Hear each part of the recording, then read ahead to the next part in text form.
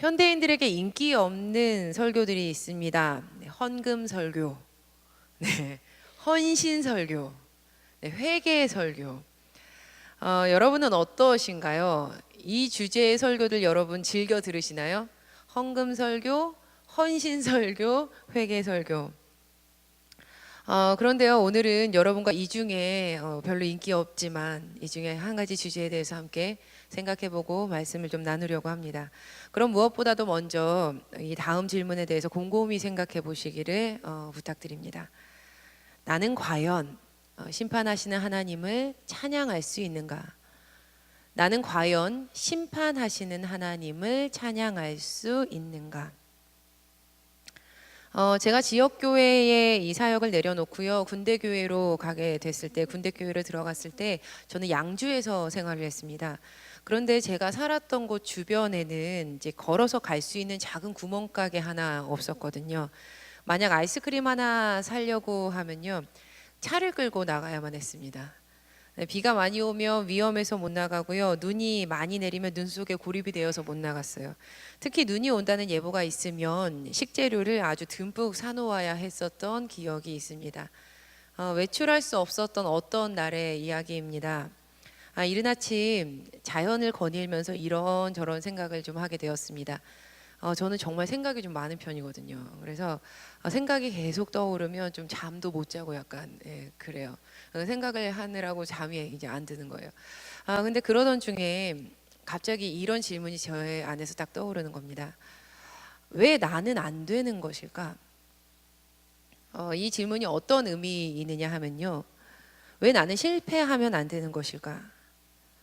왜 나는 아프면 안 되는 것이지? 왜 나는 돈이 없으면 안 된다고 생각할까?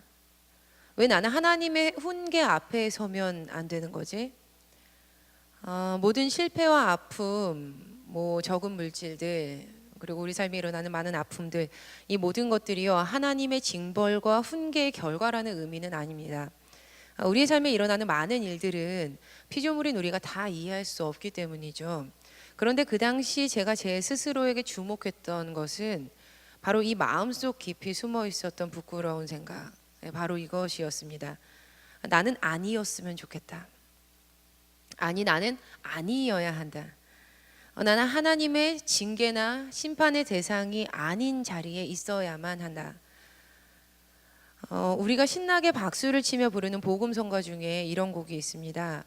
무화과 나무 잎이 마르고 포도 열매가 없으며, 이 찬양 아시죠? 바로 하박국 선지자가 고백한 내용의 이 성경 말씀입니다. 일반적으로 성서학자들은 이 하박국 선지자가 활동했던 시기를 여호야김의 통치 시기로 보고 있습니다. 바로 예레미야의 활동 기간과 겹쳐지죠. 이제 하박국은요 주전 612년에 니느웨가 멸망한 이후 전후, 니느웨가 멸망하는 그 전후, 우리 지난 시간에 들었던 말씀 기억하세요? 이 당시에 니느웨가 멸망을 하잖아요. 예루살렘에서 예언하고 있었던 예레미야와 동시대의 예언자가 바로 하박국입니다. 우리 지난 시간에 살펴보았던 예레미야가 겪었던 5명의 왕을 여러분 기억하고 계시나요? 순서가 다음과도 같았죠. 요시야, 여호아스, 예레미야에 보면 또 살룸이라고 나오죠. 여호야김, 그러니까 원래 본명은 엘리야김이었고요. 여호야긴, 시드기야. 요시야가요 무기토 전투에서 전사해요. 바벨론과 싸우다가 그의 뒤를 이어서 여호아하스가 왕위에 오르게 됩니다. 그런데 무기토 전투에서 승리했던 애굽왕 느고가요 여호아하스를, 그러니까 이 살룸을 인질로 데려가요. 그러니까 인질로 데려가서 목숨을 뺐습니다.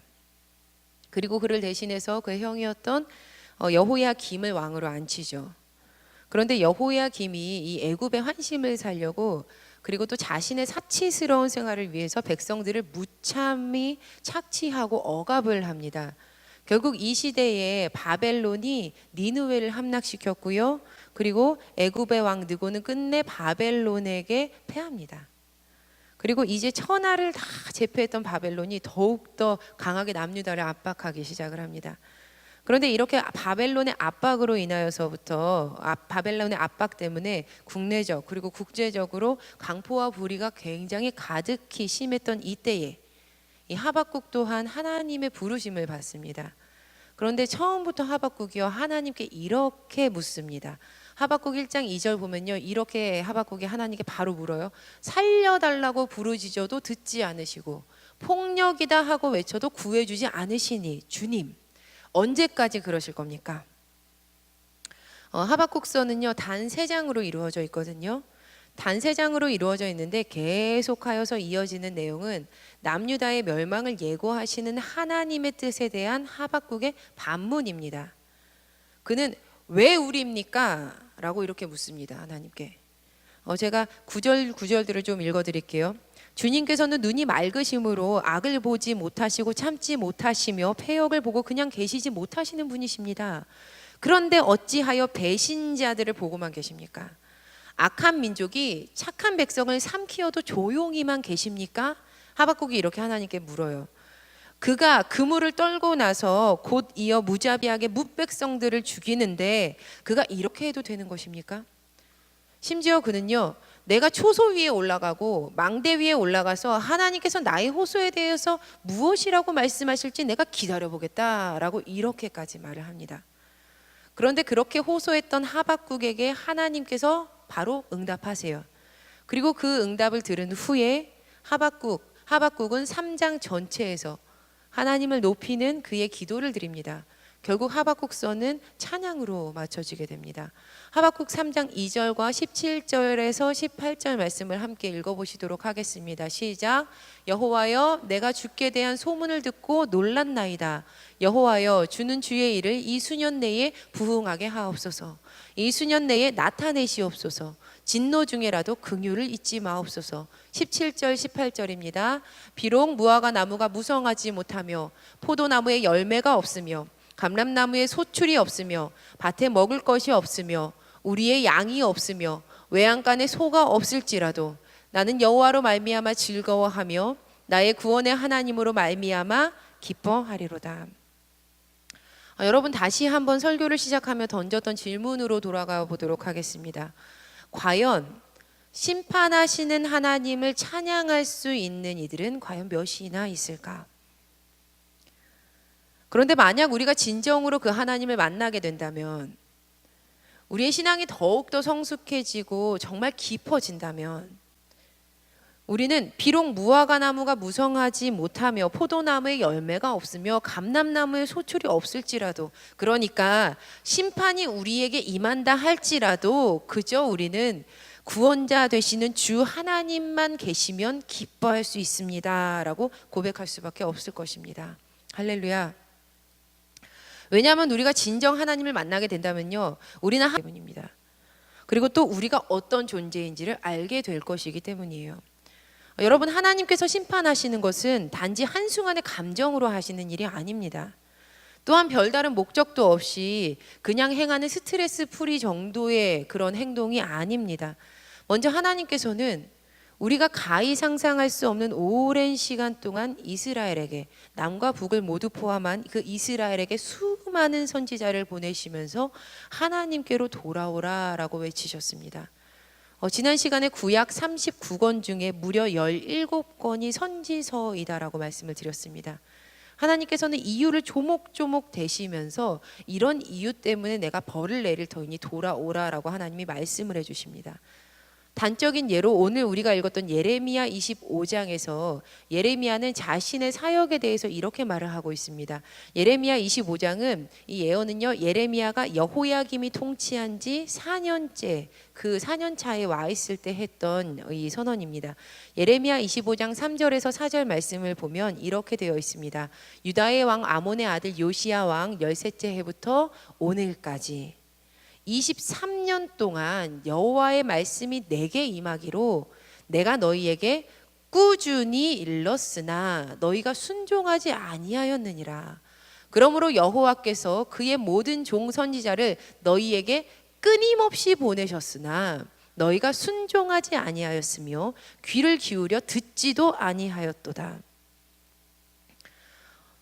예레미야는 약 40년 동안 하나님의 말씀을 선언했는데요. 이 말씀을 전할 때에도, 그러니까 우리가 읽었던 이 말씀을 전할 때에도 무려 23년 동안 23년이면 여러분 꽤 긴 시간입니다. 그렇죠? 23년 동안 꾸준히 하나님의 말씀을 그들에게 일러주었다고 예레미야가 말합니다. 이처럼 하나님의 심판은요, 단 한순간에 이루어지지 않습니다.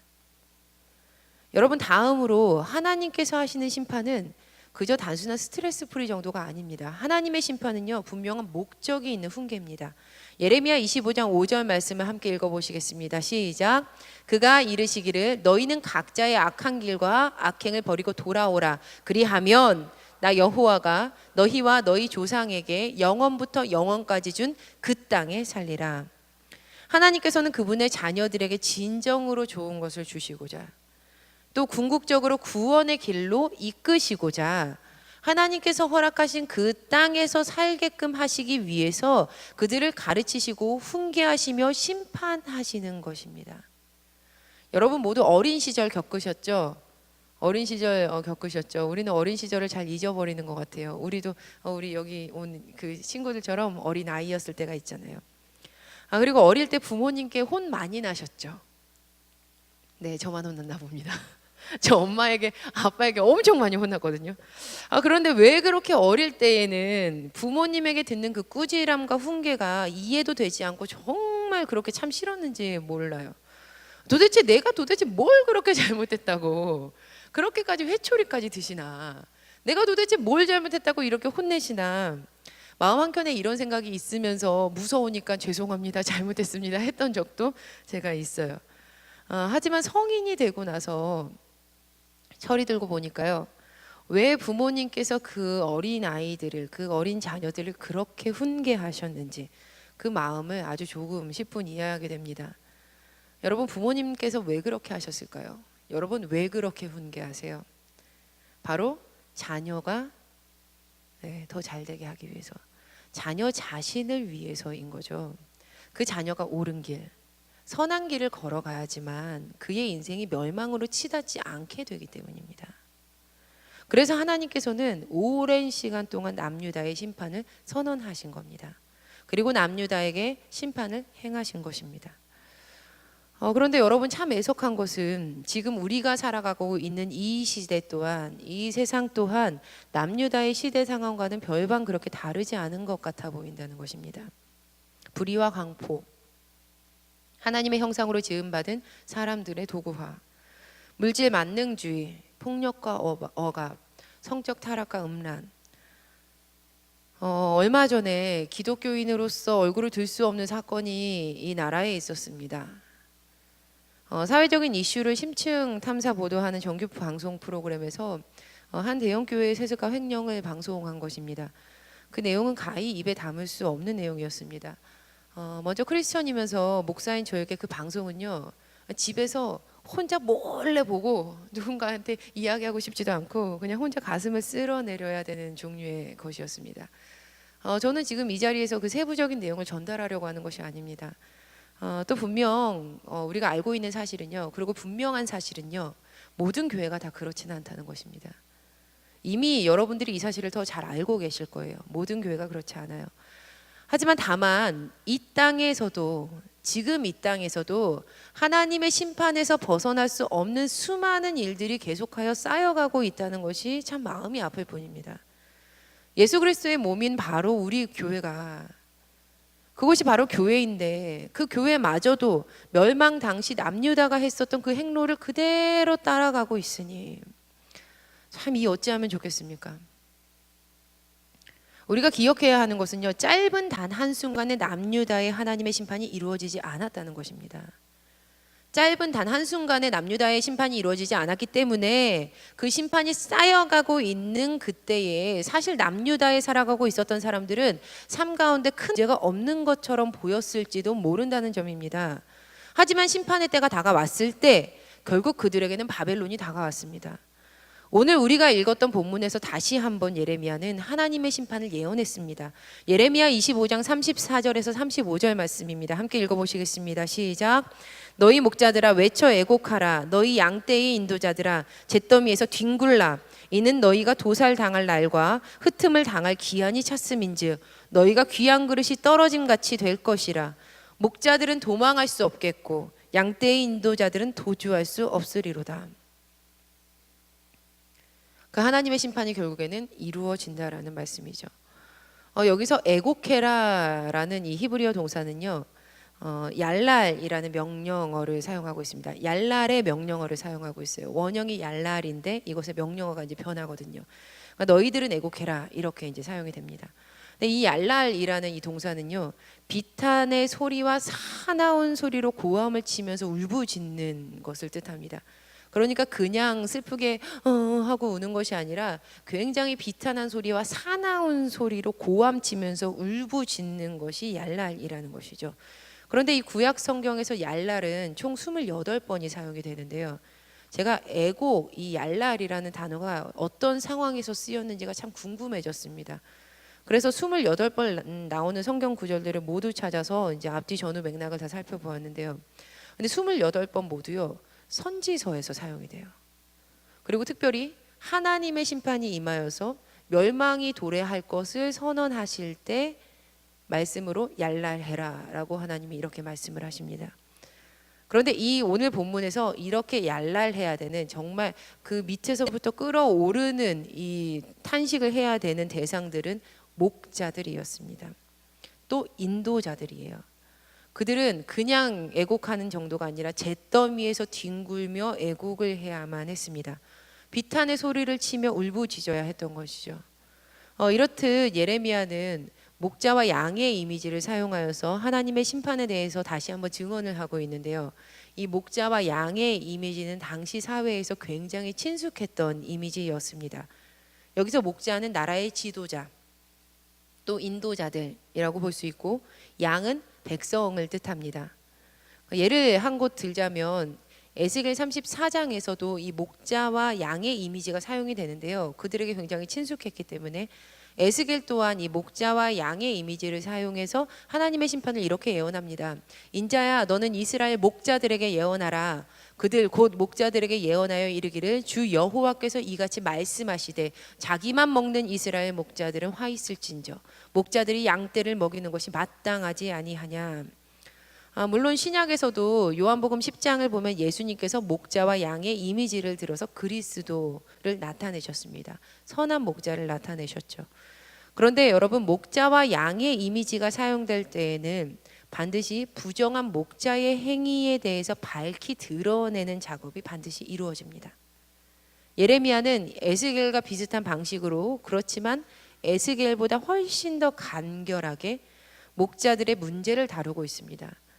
이미 예레미야는 23장 1절 2절 말씀에서 그 목자들이 심판을 받아야 마땅한 근거들에 대해서 이렇게 밝혔습니다.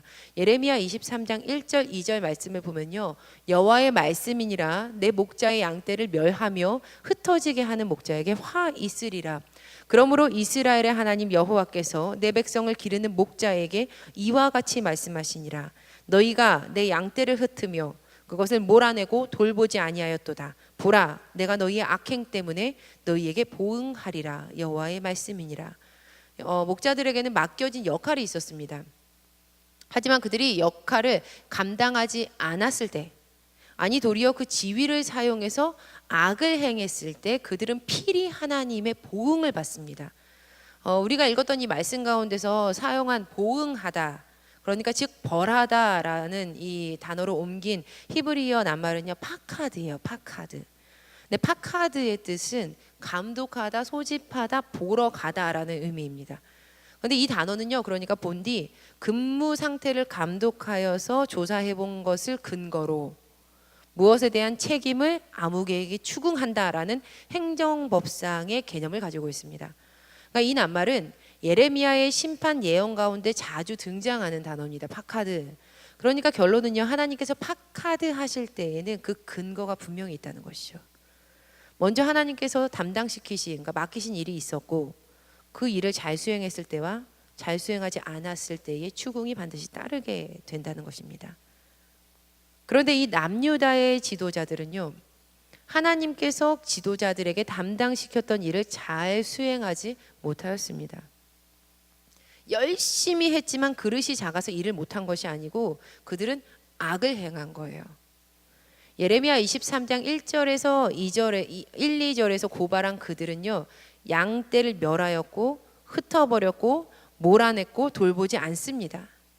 개역개정에서 멸했고라고 이 번역된 동사 아바드는요, 헤매다 길을 잃다예요. 또 새 번역에서는 이 멸했고라는 이 번역 대신에 죽였다라고 번역을 하고 있습니다. 목자가 양떼에게 길을 잃게 만드는 것은 그들을 죽이는 일과 같다는 것이죠. 그러니까 근무 상태를 조사해 본 결과 그들에게 역할에 따른 추궁이 불가피했다는 겁니다. 예레미야를 통해서 징계의 말씀을 들었던 남유다의 왕들은 실제로 하나님의 심판을 피할 수가 없었습니다. 여러분, 목자는 맡겨진 일을 잘 감당해야 합니다. 하나님께서 세우신 리더들은 하나님께서 맡기신 사명을 생명의 길 안에서 부끄러움 없이 감당해야만 합니다. 제가 이렇게 말씀드리면요, 지금까지 아마도 이런 생각하시는 분들 계실 거예요. 나는 목회자 아니니까, 나는 정치인 아니니까, 나는 그렇게 특출난 리더가 아니니까 오늘 말씀 나와 상관없구나. 저기서 말씀 전하고 있는 저 김한희 목사에게 하는 말씀이시겠지, 목회자들에게 하는 말씀이시겠지. 물론 우리는 한나라의 임금 같은 역할을 감당할 사람들은 아닙니다. 하지만 분명 우리 또한 어떤 공동체에서 그곳을 이끌어야 할 자리에 있다라는 사실입니다. 이미 이 땅 가운데 크리스찬으로 부름받았다라는 것 자체부터가 길 잃은 양들에게 목자 되어라 라는 하나님의 말씀과 사명 아니지 않을까 싶습니다. 여러분, 가정에서, 교회에서, 일터에서, 사회 구성원으로서, 그리고 분명 하나님께서 맡겨주신 그 목자로서의 역할은 우리에게 담당하라고 맡기신 하나님으로부터 얻어진 역할들일 것입니다. 하나님께서는 우리를 목자로 세우시고 우리에게 그 일을 맡기셨습니다. 그렇다면 우리는 잘 감당해야 합니다. 하나님께서 오셔서 우리를 감독하셔서 보셨을 때 우리가 추궁받아 마땅한 근거를 가지고 있는 삶을 살아간다면 어떡하겠습니까? 여러분, 심판을 받아 마땅했던 모든 악행들을 손바닥 뒤집듯이 뒤집어 바꿔보면요, 우리는 목자들이 마땅히 해야 했던 역할에 대해서 우리가 알 수 있습니다. 멸하였다, 죽였다, 그러면요 어떻게 해요? 살려야죠. 흩어버렸대요, 모아야죠. 몰아냈대요, 그럼 모아드려야죠. 돌보지 않았대요, 그럼 돌봐야죠. 우리는 살려야 하고 모여들도록 모아야 하고 잘 돌봐야 합니다. 그러니까 어떻게 우리끼리만 끼리끼리 살아갈 수 있습니까? 교회 안에서 새로운 사람이 왔을 때 우리끼리 친하게 지내고 있으니까 당신은 알아서 살아가십시오라고 어떻게 말할 수 있겠습니까?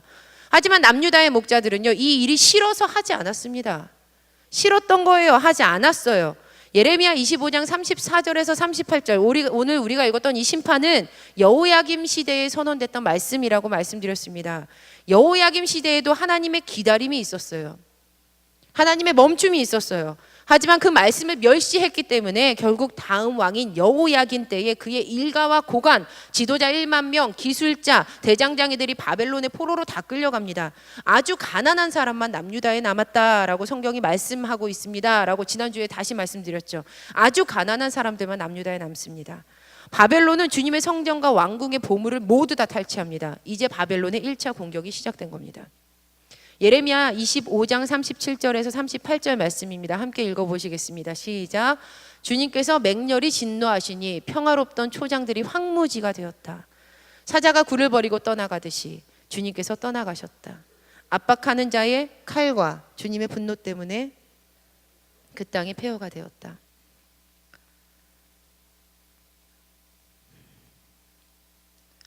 26차 유럽 감리교 협의회가 지난달에 있었다고 합니다. 그러니까 2018년 9월 7일 금요일부터 11일 화요일까지 코펜하겐에서 개최가 되었다고 해요. 유럽에 있는 감리교 연합 회의들이요.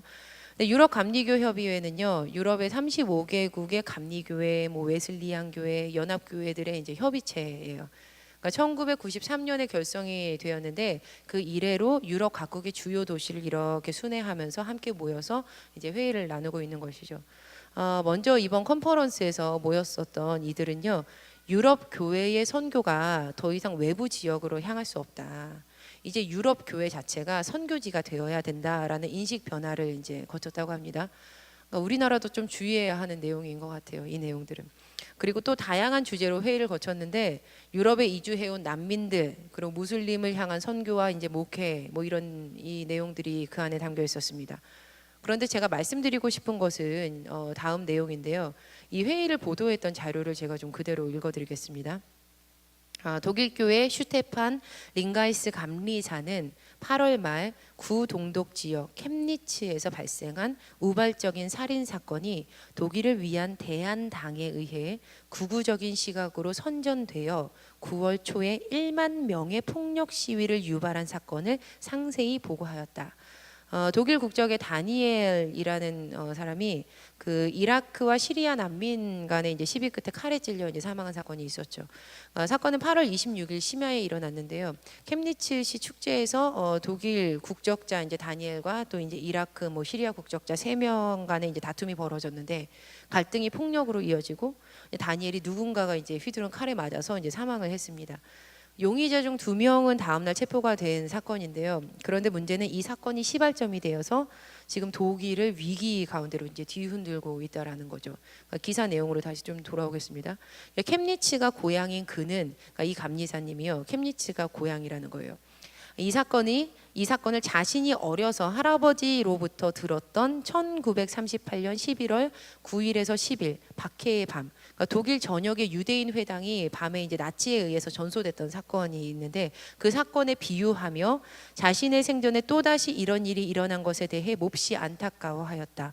그러면서 그는 협의회에 참석한 독일 감리교회 감독에게 이렇게 요청을 하였다. 감독님, 내년에 제가 감리사 임기를 마치면 재선임 하지 말고 지역교회 목회자로 켐니츠에 파송하여 주십시오. 전임으로 사역하는 감리사직에 연연하지 않고 극우적인 성향이 강한 작센주의 켐니츠, 문제가 있는 곳에 가게 해달라는 그의 모습을 대하며 동독 정권 하에 교회가 박해받을 때 서독 지역의 안정된 목회지를 버리고 동독 사회로 들어가 교회를 재건한 앙겔라 메르켄 총리의 부친 목사의 일화가 오버랩되었다. 이런 사명자들이 있는 한 독일 교회, 유럽 교회의 미래에는 소망이 있다. 문제 있는 곳에 제가 가겠습니다. 소명과 초심에서 멀어진 자신을 경성케 하는 주의 음성 앞에 부끄러움을 고백드린다. 여러분, 오늘 말씀은 외쳐 애곡해라 라고 우리에게 외치고 있습니다. 나라와 민족의 무너짐을 바라보며 한 시대가 죄악 속으로 패망으로 치닫아가는 것을 바라보며 비탄의 소리와 처절한 울부짖음으로 슬퍼하라는 것입니다. 그런데 구약 성경 속에 28번 사용된 이 얄랄은요, 잘 살펴보면요, 모두 죄악을 행한 자들에게, 나라가 그래서 멸망할 때 애곡해라라고 요청할 때 사용이 됐어요. 그래서 제가 고민이 되는 겁니다. 오늘 제목은 이 말씀에서 가져온 거거든요. 외쳐 애곡하라. 그런데 외쳐 애곡하라는 얄랄이 그 죄악된 상황에서 나라가 멸망할 때 그냥 너네 울어라 하는 것처럼 들리니 이거 어떡하겠습니까? 제가 이걸 계속 묵상을 하다가요, 이 부분에서 우리가 놓치지 말아야 할, 어디에서 애곡해야 할 것인가 라는 질문이 떠올랐습니다. 여러분, 하나님 밖에서 애곡하는 것은요, 그저 비통으로 가슴을 찢기만 하는 것에서 그치게 됩니다. 우리 망했다, 우리 패망했다, 우리 끝났다. 그러나 우리가 하나님 안에서 우리의 죄를 들고와 애곡할 때 우리는 하나님께서 심판하시더라도 이 일로 인하여서 분명히 그분의 뜻이 이루어진다라는 것을 우리가 고백하게 될 것입니다. 하나님, 문제 있는 곳에 제가 가겠습니다 라고 밝혔던 슈테판 링가이스 감리사처럼 폭풍의 눈 속으로 복음 들고 우리가 걸어가면서 하나님의 구원의 빛이 밝히 드러날 것임을 믿는 그 참된 목자들의 삶이 무엇인지, 그리고 또 하나님께서 끝내 사용하실 남은 그루터기의 삶이 어떤 것인지 우리가 그렇게 살아가다 보면 반드시 세상에 드러나지 않겠습니까? 사랑하는 여러분, 저와 여러분 모두는 하나님께서 사명을 맡기신 목자의 자리에 있습니다. 목자는 목사님이죠. 목자는 누구죠? 목자는 아니죠. 맞죠? 이게 지금 중요한 것이 아니지 않습니까? 사명을 맡기셨어요. 그렇다면 우리는 하나님 안에서 이 땅을 바라보며, 우리 교회를 바라보며, 우리 가정을 바라보며 외쳐 애곡해야 할 것입니다. 그리고 우리가 문제 있는 곳에 가겠습니다 라며 더 헌신해야 합니다. 회개하고 헌신해야 하는 거예요. 왜 교회에 일이 있을 때, 왜 교회에 더 많은 일들이 있을 때 나는 안 했으면 좋겠습니다 하고 왜 도망갑니까? 왜 눈에 보이는데 저 사람이 하겠지라고 왜 눈 감습니까? 우리 가정에 문제가 있으면 내가 먼저 양보해야죠. 왜 안 합니까? 우리는 세상을 바라보며 외쳐 애곡해야만 할 것입니다. 이 시간 함께 찬양하며 기도하실 때 하나님 이 땅의 황무함을 바라봐 주시옵소서. 우리의 죄악을 용서하시고 이 땅 고쳐 주시옵소서. 우리 함께 회개하며 기도하는 시간 가졌으면 참 좋겠습니다. 함께 찬양하시고 기도하시도록 하겠습니다.